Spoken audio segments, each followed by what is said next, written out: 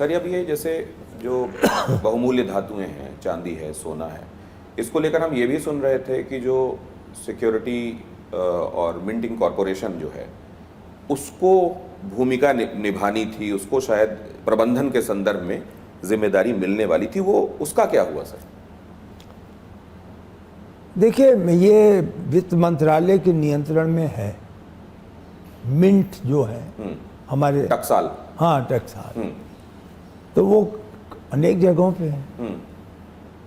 वो तिरुपति की जिम्मेदारी उन्होंने पूरी पूरी ली हुई है।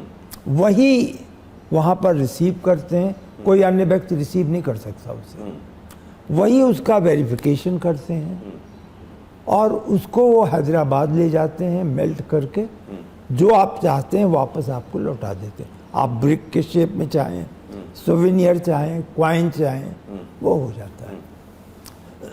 तो मतलब दानदाता ने सोना दिया या चांदी दी, वो मिंटिंग कॉरपोरेशन के जो रिप्रेजेंटेटिव्स हैं उनके पास ही जाएगा। उन्होंने इसको रिसीव किया, रिसीव करने के बाद वो धातु जिस भी फॉर्म में रही उसको मेल्ट किया, उससे सोवेनियर बनाए और वो सोवेनियर वापस भक्तों के बीच में आवंटित हुए, यानी ट्रस्ट को चले गए। ट्रस्ट उसका जैसा उपयोग करना चाहे। यहाँ तक भी व्यवस्था वहाँ पर है कि अगर इसकी आवश्यकता नहीं है तो वो मिंट को कह सकते हैं कि वो मोनेटाइज कर दें, यानी बेच दें। हाँ। और बेच करके उसका मूल्य जो है वो ट्रस्ट को दे दें, ट्रस्ट को वापस कर दें। ये एग्रीमेंट वहाँ चल रहा है। वहाँ पे नियमित एक काउंटर बना हुआ है, दान काउंटर। इसके लिए हर जगह लिखा हुआ है कि आप किसी अन्य व्यक्ति को ना दें। यहाँ पर ये व्यवस्था नहीं थी, यद्यपि ये प्रस्तावित थी कि मिंट के साथ एग्रीमेंट हो और यह कार्य मिंट ही करे। प्रस्तावित होने के बावजूद क्या वो लोग इंस्पेक्शन के लिए या देखने के लिए जी आए थे? 3 वर्ष पहले आए, उन्होंने देखा, उन्होंने प्रारूप दिया MOU एग्रीमेंट का, लेकिन क्यों नहीं हुआ मैं नहीं जानता। लेकिन उनको वो लौट गए 15 दिन वहाँ पे रहने के बाद और संभवतः शुरुआत करने के बाद वो लौट गए। आने के बाद, इंस्पेक्शन करने के बाद, शुरुआत करने के बाद, 15 दिन रहने के बाद लौट गए।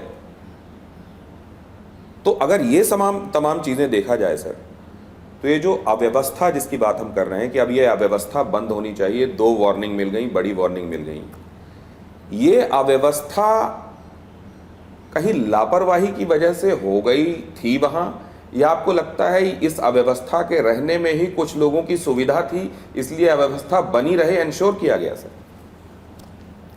मेरे लिए कहना बहुत कठिन होगा और ये एक तरीके से फाइंडिंग हो जाएगी जो कि SIT का कार्य है। लेकिन उसका एक दूसरा नाम मैं दे रहा हूं क्योंकि उसमें विवाद नहीं है कि निगरानी नहीं थी, और जब निगरानी नहीं होगी तो अव्यवस्था होगी।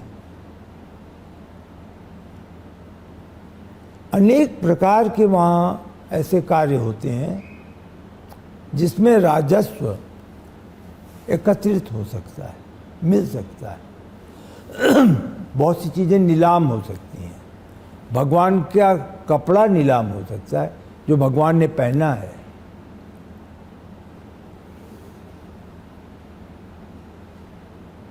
उसका भी कंट्रीब्यूशन हो सकता है रिसोर्सेज में। अब वो कहाँ है, नीलाम क्यों नहीं हो रहा? कहीं ऐसा तो नहीं है सर कि वो भी जो वस्त्र हैं वो पहुंच रहे हों अलग अलग लोगों तक और नीलामी इन अ वे हो रही हो, लेकिन वो ट्रस्ट के कोष में आने के बजाय लोगों की जेबों में जा रहे हैं?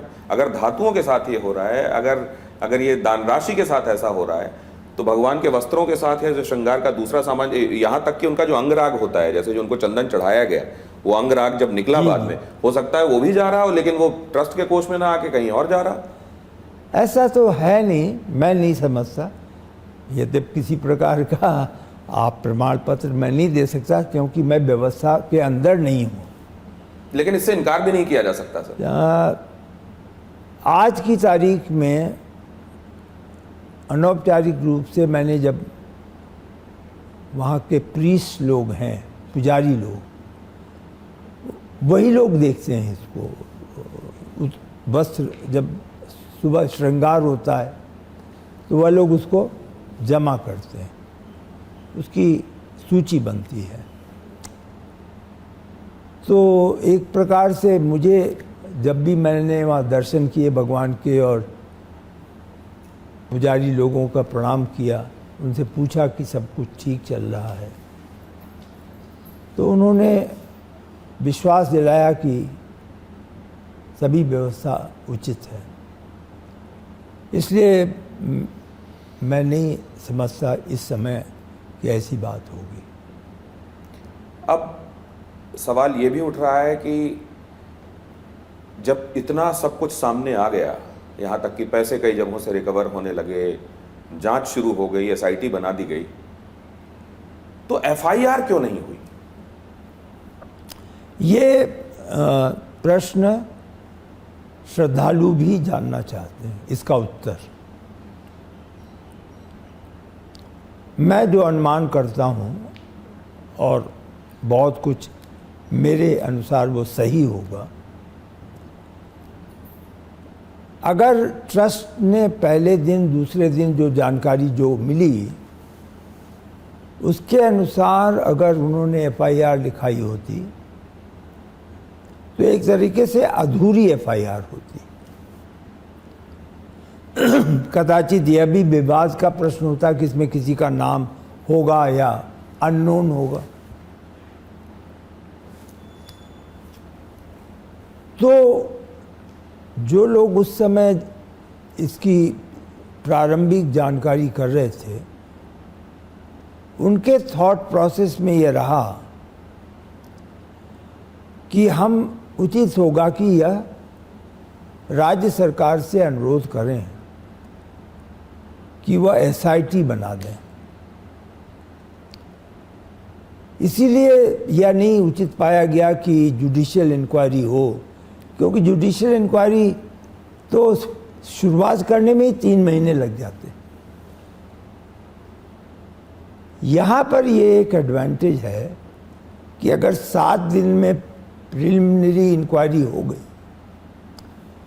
और वह इंक्वायरी की रिपोर्ट आ गई तो उसे हम एफआईआर में कन्वर्ट कर सकते हैं।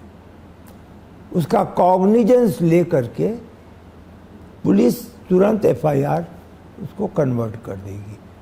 लेकिन ये गोइंग अदर वे राउंड नहीं हुआ सर? मतलब क्या प्रोसेस में जो सीक्वेंस होता है चीज़ों का, क्या उस हिसाब से होगा या ये असल में उससे हट के कोई एक बात होगी? नहीं, हट के नहीं है, ऐसा वो होता है।